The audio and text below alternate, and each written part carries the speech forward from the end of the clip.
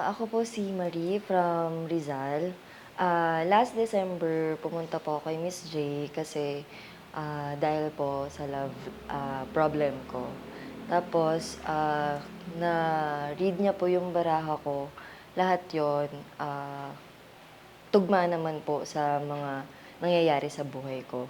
Then nung nag-reading na kami, dun niya nakita na problema nga yung, pinunta ko sa kanya. Tapos nung last January, lahat ng readings niya sa akin nagkatotoo na bumalik kung sino man yung dapat bumalik.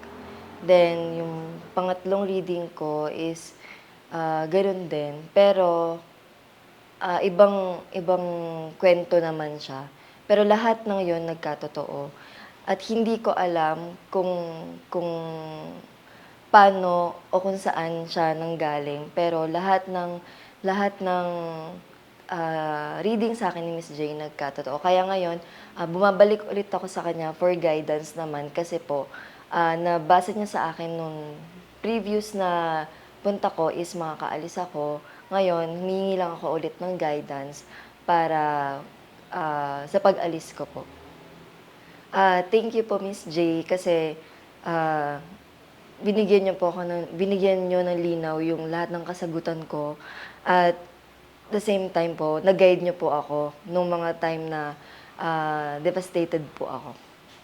Thank you po. Hello sa mga Nostranautics worldwide. Ayan, so I'm very happy today kasi may dumalaw sa akin. Actually, siya na nagpa-remind sa akin na, hey, Miss J, bumalik ako dito. So, iniisip ko kung kailan siya nagpunta. And I'm very happy na sabi niya is pang-apat mo to, no? So, pang-apat na niya, medyo talaga minsan hindi ko maalala kasi sa sobrang dami na pumunta sa akin, no? And yun nga, surprise na lang talaga ako na babalik sila. So, well, that's a blessing for me na babalikan ka ng mga taong binabasahan mo. So, ngayon, titignan natin kung ano ang ipapakita sa kanya ng mga baraha. So, ready ka na? Yes ma'am. So, lahat ng reading ko sa'yo nangyari. Lahat. Okay. So, titignan natin. I'm thinking about the positive outcome. Kasi, ayan, it's another testimonial. Yan.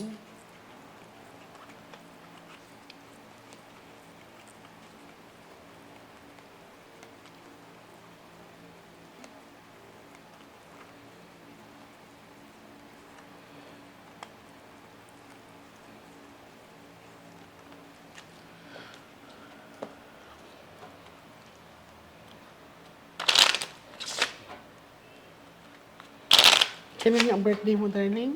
December 24, Ay, 1987. Pasko! Las Vegas nung Pasko ang birthday niya.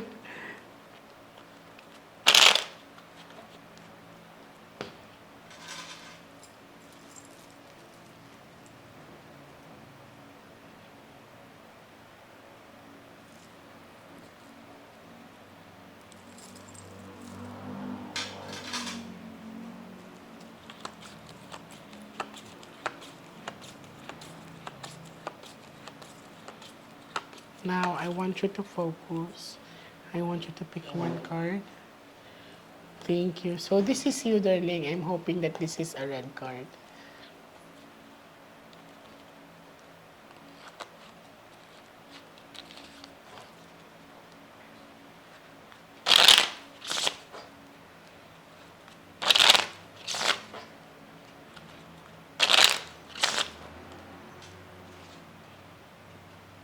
Cut the cards into three.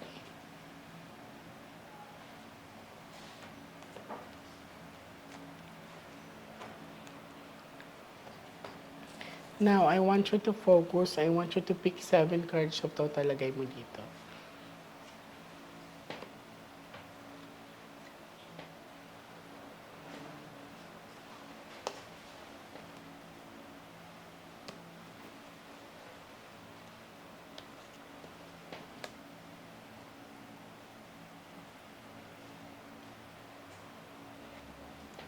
Na-excite tuloy ako.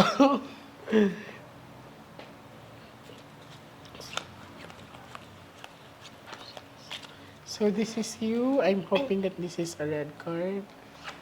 Okay. Well, for now, it's not a red card, no, it's a dark one. So, Miss J, nakakatakot mo yan? Hindi naman. Kaya lang, mixed emotion ka. Andito pa rin, nag-o-overthink ka, darling. Naguguluhan ka. Exhausted ang energy mo.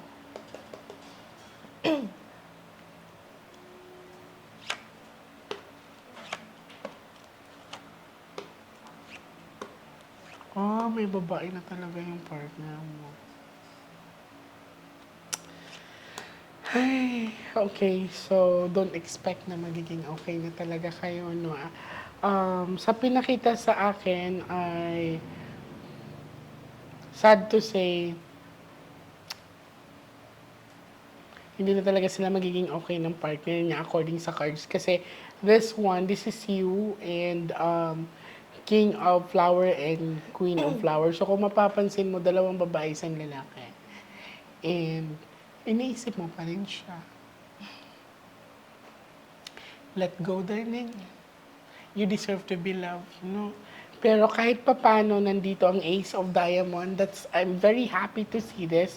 Kasi ang Diamond is one of the hardest stone and kahit sinong reader, this is a sign of success. So, there is upcoming opportunity sa'yo. So, nakikitaan ko na magiging maganda ang business line mo.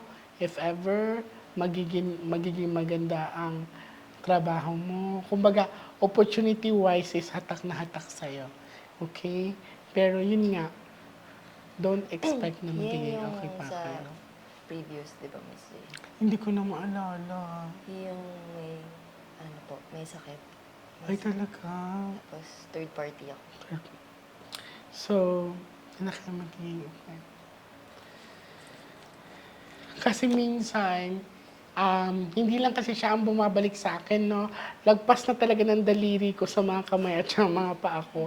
Minsan sila na nagpapaalala sa akin. Yan.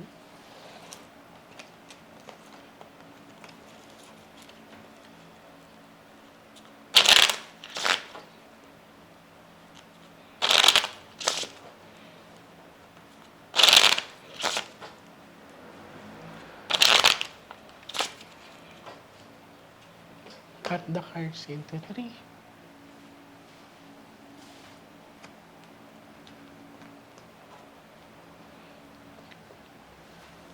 Kuha ka ngayon ng 9 cards of total, lagay mo dito.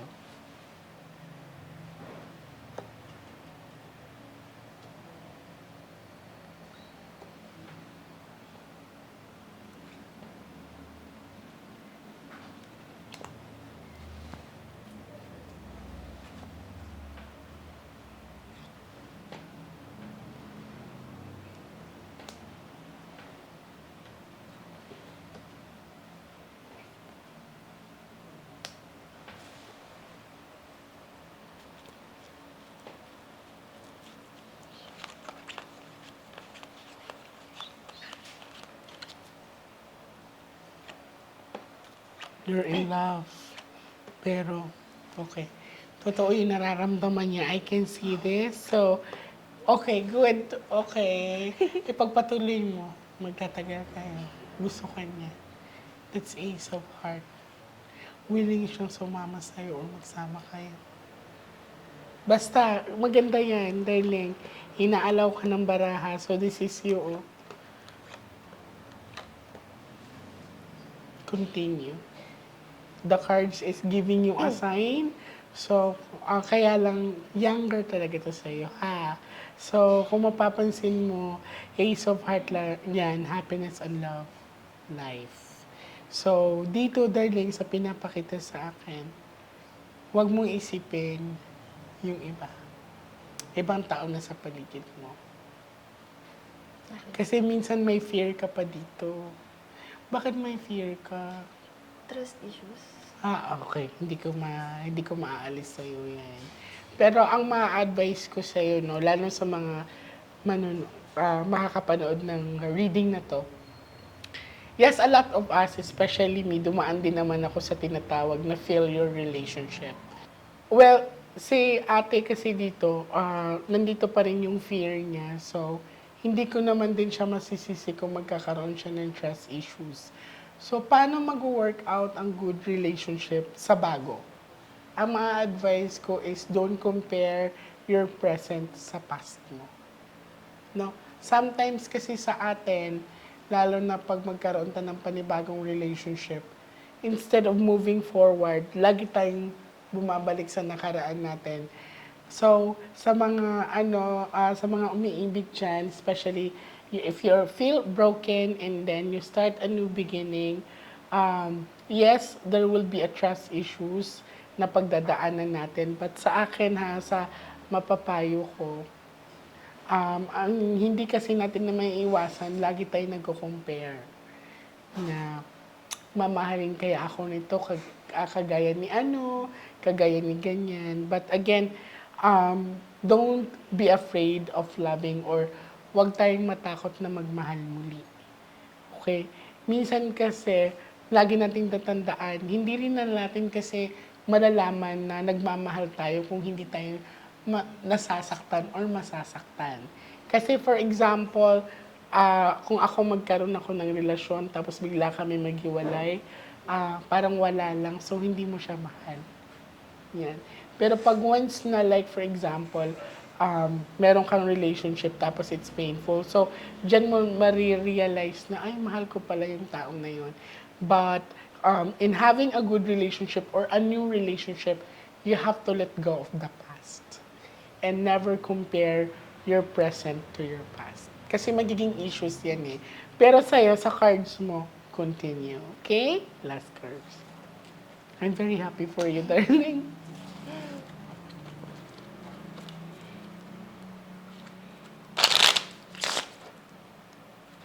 So, nagulat ka nung binasahan kita and then nag-puzzle up ka. Parang imposible magkaroon ka ng relationship, no? Yes, Jill. Wala akong idea. Wala kang idea, no? So, nung nangyari yung pinakita sa'yo ng baraha or yung sinabi ko, ano nasa isip mo? Hindi ko ma-imagine na magkakatotoo yung Nangyayari sinabi siya. na mangyayari. Sometimes it's very Hindi. hard to Yeah. explain, no? Yung una, hindi pa nagsisink in sa akin. Mm-mm. Pero sabi ko, talagang iba talaga si Miss Jane na mag-read talaga. Thank you. Nagiging totoo talaga. Salamat. Kaya bumabalik talaga ako dito. Cut the cards into 3. Silipin ko yung picture niya mamaya. Sige. Na-intriga yun, no? So, kuha ka, darling, ng last 12 cards of total. So, ako din naman, ilang beses ako nagkaroon ng failure relationship eh. So, alam naman nila yan. Kasi hindi lang naman ang isang beses akong nasaktan. Hindi lang naman isang beses ako nagmahal. So, sa mga, kung mapapanood man to ng mga ex ko, hello sa inyo. Yan. So, hello sa inyo. And, sa partner ko kasi is like si Bon and si Ken, they always ask me na bakit hindi mo binablock yung mga naging ka-relationship mo before. So, sa akin kasi, it's no way for me to think na ibablock ko sila sa social media account ko. Not because para baalala ko sila. Parang, na-explain ko nga sa partner ko. Kasi minsan, hindi nila, lalo na si Bon, nagtatanong kasi siya na, bakit nandyan pa rin yan? Bakit hindi mo binablock? Sabi ko nga sa kanya, naging parte din naman sila ng buhay ko. Bumuo din naman sila sa sarili ko. Kasi nung mga time na kailangan ko din naman sila, nandyan sila. It so happen lang talaga na hanggang doon lang yung relationship namin. So, especially doon sa mga naging ex ko na masyado kayo nagmadali. Alam niyo na kung sino kayo. And ayun, so, may mga naging ex kasi ako na parang they are not contented of kung ano lang ma-offer ko. I mean, offer sa love. Yan. So, lahat naman kasi tayo LGBT, babae, lalaki, mapabata, matanda. Pag mahal kasi natin ang tao, we tend to give. Talagang nag-give tayo it's no matter how expensive or gaano kamura, ganyan. Kasi pag nagmahal tayo talagang kung anong ikakasaya nila, masaya tayo, 'di ba? Yung parang hindi issue kung ano, kasi yun nga ang mentality kasi ng ibang tao kasi sa ako dumaan kasi ako sa point na nagkaroon talaga ako ng super young na partner. No, ang hirap magkaroon ng parang ang age gap nyo is malayo kasi kailangan mo siyang dalhin kailangan mo siyang gawing matured. So, dumaan ako sa ganyan. So, darling, expect that once. And then, another thing then, yun nga, bakit hindi ko sinabi na block? Kasi, um, bakit? No need na. I mean, nasa sa akin naman yan kung mag-uusap kami o hindi, kung ang pag-uusapan ba namin may mali siya sa amin. Pero hindi lagi kong sinasabi na ba't ko sila i-block? Hanggang sa dumating sa point na sila ang nagbablock sa akin. Alam niyo ba bakit?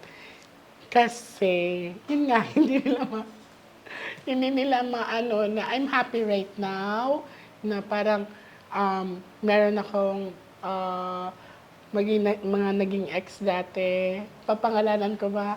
No. So, yun nga yung parang dumating sa point na may nagsabi sa akin na ang swerte naman ng partner mo ngayon kasi ang ganda ng relationship ninyo. Kasi choice namin maging matibay ang relasyon namin. I mean, sabi sa akin sana ako ang nandyan. Sabi ko nga, sinagot ko nga sa kanya, sa kanila, not sa kanya, sa kanila naging parte din naman ako ng buhay nyo. Kaya lang, nagkataon talaga na masyadong nagmadali, yan. So, duman ako sa point na pinagpalit ako, yan. Pero, yes, umiyak din ako, mga nostratics, umiyak ako. Basta, minsan pagbabalikan ko yung mga kagagahan ko dati, natatawa na lang ako. And sa ngayon, nagpapasalamat ako sa relationship ko ngayon. Hindi naman kami perfect. Nandun pa rin naman yung mga flaws, pero kailangan kasi tanggapin. Yan. So, yung mga naging ex ko, they are my friends. Yan. So, nasa sitwasyon din kasi yan. Minsan kasi, nasa pagdadala pala. Nasa pagdadala. Kasi yung iba, ayaw na maging kaibigan ang naging ex nila. No? So, ayaw na nalagay maging part sa buhay nila. Ganyan-ganyan. Dati, gwapong-gwapo sila. Pero nagkahiwalay. Sobrang pangit pala. Wait. Sorry. Na-share ko lang kasi talaga masarap magmahal. Sobrang sarap magmahal and then pag alam mo kasing kontento ka at may pangarap kayo, piliin nyo ang partner ninyo na may pangarap. Pangarap sa ikago-grow ninyong dalawa. Yan.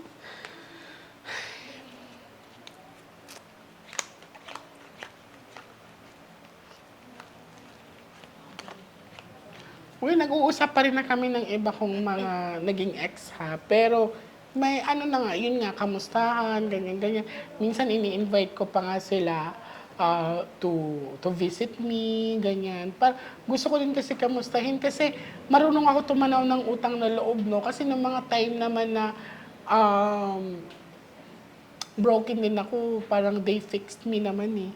Yan. Sa akin lang yun ha, hindi ko sinasabing ma-apply din sa iba. So, yun, masarap po magmahal.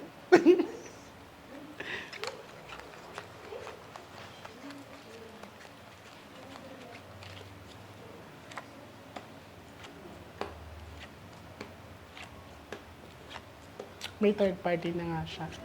I mean, hindi na talaga kayo magiging okay. Oh, lumabas na naman siya, girl. So, lumalaban, oh. Totoo. Okay. So, again, don't expect that your past will be okay na. So, move on. And nakikita ko naman yung diamond mo dito. So, wala kang malubang sakit. It's just that you do have this fear of parang magtatagal ba kami? Seryoso ba siya? So, nandito ka sa point na nag-a-ask ka ng security and assurance sa relationship. Advice ko sa'yo, darling, at saka sa makakapanood nito, um, hindi mawawala ang doubt, lalo na pag dumaan ka sa hindi magandang relasyon. Pero, trust me, based on my personal experience, hayaan nyo mag-flow. Hayaan nyo kasi ang sa akin kasi kaya nag-workout ang mga relationship ko. Uy, nagtatagal sila, gusto ko ulit mag-hi sa kanila. Yan. Isa sa mga sekreto is, huwag niyong pag-usapan ang past nyo. Huwag niyong pag-usapan. Like for example, ako may ka-date ako, tapos biglang nagtanong na, kamusta kayo ni ano? No. Kasi sa akin, mas gusto kung magkaroon akong bagong relasyon, mas gusto kong magkaroon kami ng bagong memories than to talk my past. Yan. So, hinahayaan ko, like for example, yung naging partner ko is may past siya ng hindi maganda. Hahayaan ko na maghilom siya ng kusa with his own. So, yun ako ay support lang. Yan. So, delikado din ako karelasyon. Alam nyo yan, mga naging ex ko. Kasi hindi ko, dati pag nagkaroon ako ng relationship, hindi ko sinasabing meron akong, I have this extraordinary gift, no? So, nagugulat na lang sila. Sometimes, inaano ko nga si Lord na, Lord, sana wala akong ganito. Kasi, meron akong mga naging dati, naging kapartner na paghawak ko lang is that, sinong kasama mo, I see a room number, yung gano'n na parang minsan naiiyak na lang ako. Kasi it's painful. Minsan nga sinasabi ko na sana hindi ko na lang nakita. Kasi mas magandang wala kang alam kaysa makita mo eh. So, pero I embrace my uniqueness.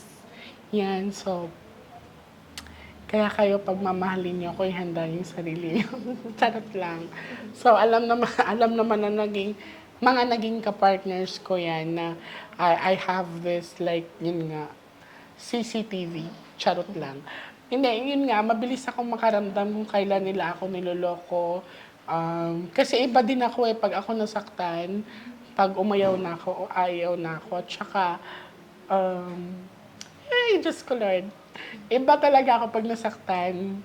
Iba ako pag niloko ako kasi hindi ako gumaganti ng palihim. So, harap-harapan din ako. It's like, ihaharap ko. Yan. So, basta mahirap magkwento sa love life ko. Masyadong komplikado dati. Pero ngayon, na-fix ko na. Ayan. So, basta masarap magmahal. Una is like, kung gusto mo talaga magmahal, kailangan mo din sumugal. Pero pag susugal ka, wag mo itataya lahat. Kasi pag natalo ka, at least may isusugal ka pa sa next. Yeah? So, just be happy and spread the love. So, again, naalala ko lang kasi na may minahal din ako talaga dati. So, I hope that you are okay now. Pinatawad na kita sa ginawa mo. And I'm sorry kung may pagkukulang din ako sa'yo. Yan. Kasi again, sa love is hindi naman siya perfect. It's give and take. So, lagi ko nga sinasabi sa partner ko ngayon na parang there's no way for me to have another one because I have hindi natin masasabi kahit na may babies na kami, 'di ba? Kung isa sa amin ay magloloko, wala akong magagawa doon. Basta ang lagi kong sinasabi sa kanya is hayaan mo kung mahalin ka. Yan. So hayaan mo kung mahalin ka. Depende na yun kung if you will love me back. Basta alam ko sa sarili ko is minahal kita. Okay? Ayan. So, maraming salamat sa mga Nostronatics. Ayan. So, be happy always, darling. Okay? Thank you so much and God bless. Thank you.